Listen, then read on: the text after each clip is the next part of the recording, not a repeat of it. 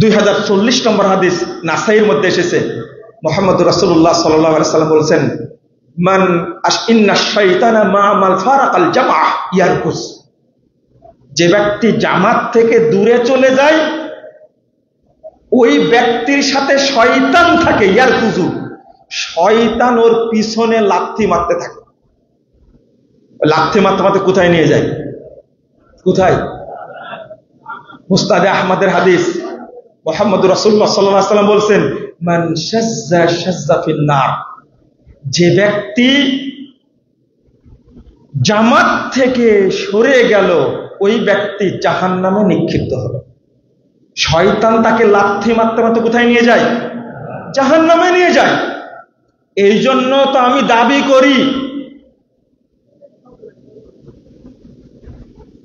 All India আহলে হাদিস conference যখন গঠিত হয় 1906 সালের 21শে ডিসেম্বর তারিখে, মুসলিম লীগ তৈরি হলো।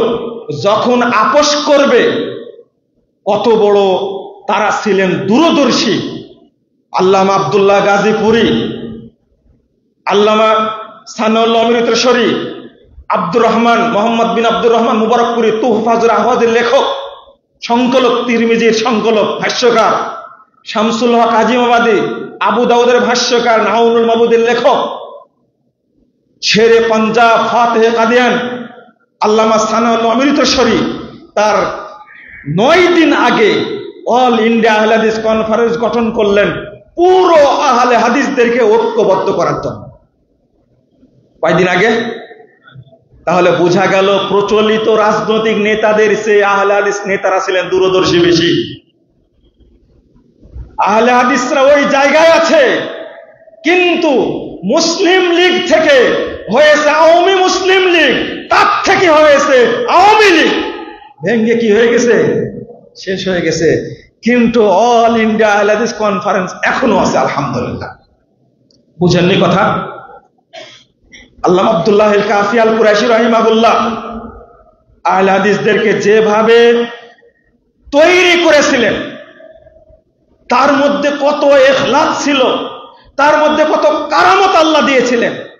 যেখানে গিয়েছেন, যেখানে হাত দিয়েছেন, আল্লাহ সেই জায়গাতে এত বরকত দান করেছেন। মারা গেছেন 1960 সালের 4 জুন, 1960 সালের 4 জুন। আর আজকে আমরা কথা বলছি 2025 সালের কত? 11 সেপ্টেম্বর।